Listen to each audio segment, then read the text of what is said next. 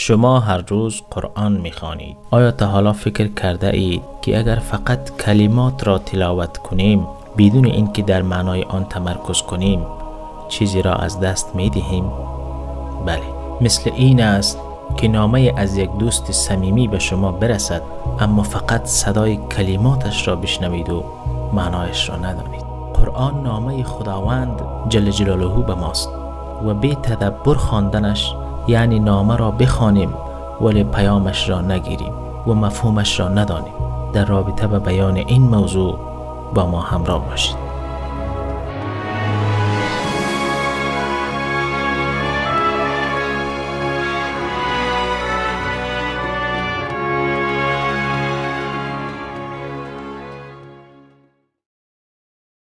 سلام دوستان عزیز و همراهان معرفت اکادمی.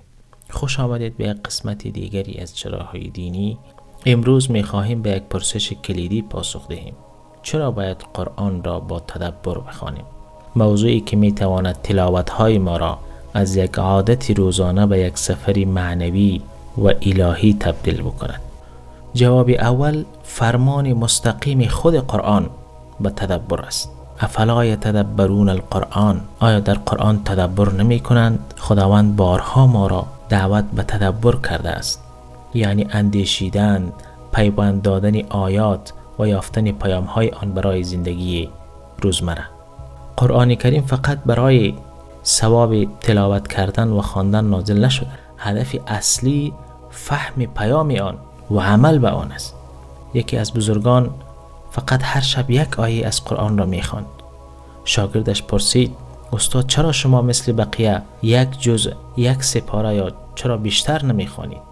استادش جواب داد: من تا وقت معنای همین یک آیه را در زندگیم اجرا نکنم به آیه بعد نمیروم. بله، قرآن برای عمل کردن نازل شده است، نه تلاوت محض. تدبر یعنی تبدیل آیات به چراغ‌های عمل، نه صرفاً تلاوت برای ختم کردن. با تدبر هر آیه حکم چراغی را در تاریکی زندگی ما دارد. مثلا وقتی آیه ان مع العسر یسرا را میخوانیم و در مشکلات شخصیمان به آن فکر میکنیم، قرآن تبدیل به نیروی نجات بخش زندگیمان میشود. و همچنان تدبر در قرآن از برداشت های غلط و سطحی در آیات جلوگیری میکند. گاهی ما یک آیه را میشنویم یا میخوانیم و بدون توجه به ادامه آن یا بدون توجه به دیگر آیات مرتبط برداشت ناقص یا حتی اشتباه از آن آیت میکنیم. مثلا فویل للمصلین، وای بر نمازگزاران. اگر فقط همین آیه را بخوانیم و بس، ممکن است فکر کنیم که نمازگزار بودن چیزی بدی است. اما با تدبر و خواندن ادامه آیات میبینیم که منظور کسانی هستند که در نمازشان سهل انگاری و یا ریا میکنند. تدبر یعنی آیه را در کنار بقیه آیات خواندن، شأن نزول و شرایط تاریخی نزول آیه را دانستن، در کلمات و ترکیب آنها دقت کردن. اگر این طور باشد، فهم قرآن تبدیل می شود به تصویری کامل و شفاف، نه برداشت های نصفه و نیمه که ممکن است خطرناک باشد. با تدبر هم از سوی برداشت دینی جلوگیری میکنیم و هم پیام واقعی و زیبای آیات را کشف میکنیم. خواندن قرآن بدون تدبر مثل نوشیدن آب در خواب است.